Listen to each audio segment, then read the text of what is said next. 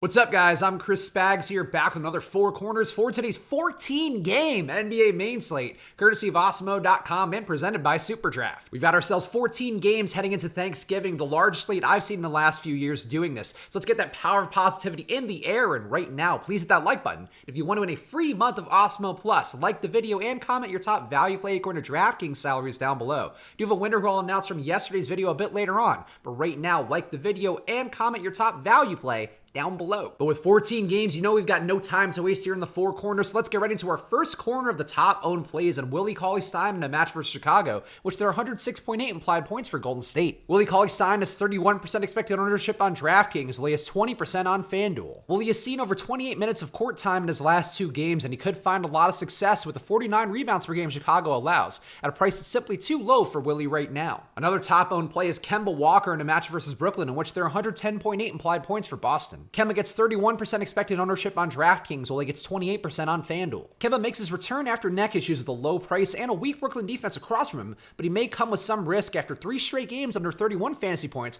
prior to his in-game injury. And another top-owned play, at least on one side, is Ricky Rubio in a match versus Washington, in which there are 124.3 implied points for Phoenix. Rubio will have 28% expected ownership on Draftkings, while he has just 6% on FanDuel. Rubio's price is down further on Draftkings after his run of recent injuries, but he said he'll play against the poor and fast-paced Washington defense, which offers assist chances and possibly positive regression on his 39% shooting to start the year. And for our next corner, let's hit on some of the top value plays, including Lou Williams in a matchup at Memphis, in which there are 117.3 implied points for the Clippers. It's a pace up against a bad defense for Lou Will with Kawhi Leonard out, a situation that makes Lou a 1.3 fantasy point per minute player with 34% usage. And a more universal top value is Mo Harkless in that matchup at Memphis, in which there are again 117.3 implied points for the Clippers. Harkless is mostly a price and minutes play as a top value on Draftkings and FanDuel, and he could find more production thanks to how bad Memphis is, but he comes with some risk given a low 0.64 fantasy points per minute in court time without Kawhi Leonard this year. And another top play based on value looks to be Montrezl Harrell in that same matchup at Memphis, in which there are, you guessed it,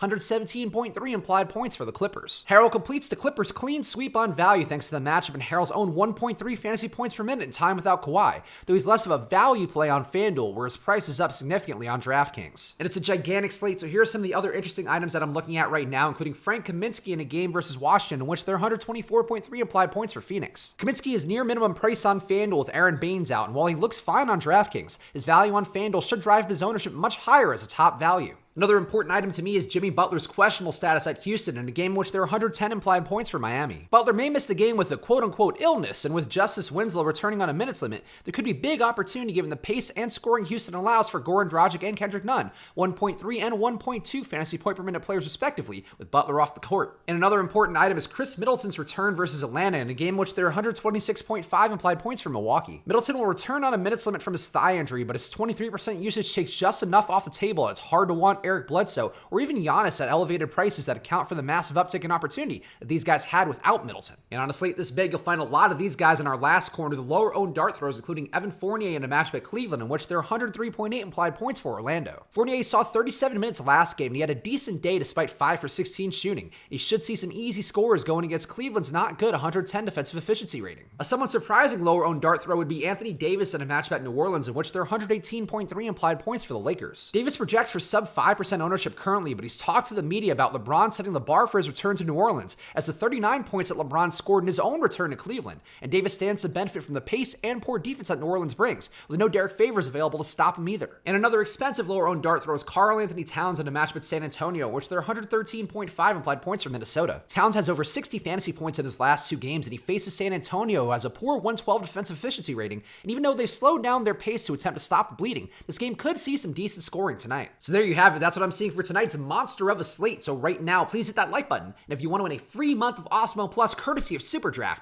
like the video and comment your top value play according to Draftkings salaries down below. Yesterday's top value was Jordan McRae, and we had a couple people guess him correctly, but the winner is Scott Wazalewski. You can see right here, along with my brilliant reply calling him the thinking man's Troy Brown. So Scott, email me at chris@awesemo.com to collect your prize, and everybody else out there, if you want to win your free month of Awesemo Plus, like the video and comment your top value play down below. And those free months of Awesemo Plus come come courtesy of Superdraft. So right now, head over to superdraft.io. Use the promo code AWESEMO. You get $20 free with any deposit of $100 or more. They also have a bunch of overlay in their tournaments, including their multiplier tournament where you don't even have to know salaries. Just go right in there and pick your guys. Head over to superdraft.io right now. Use that promo code AWESEMO, AWESEMO, for your $20 free. And with this many options in front of you today, the data we have at awesemo.com will help out quite a bit. So use this promo code SWITCH&HEDGE for half off your first month of Awesemo Plus. If you go to awesemo.com/join, you'll find packages as low as $3.95 a week. So head over to awesemo.com/join right now and choose a package that'll work for you. Go follow me on Twitter and Instagram at Chris Spags. I got my first day off in about 2 months coming up tomorrow, so who knows what madcap hijinks I'll get into, but you can find out on Twitter and Instagram at Chris Spags. Tonight on Live Before Lock, you got the Chubster Josh Engelman and Fast Eddie Fear bringing you into this Thanksgiving holiday. So hope you guys all have a great holiday. Enjoy that family time. Survive all your uncles as much as you need to.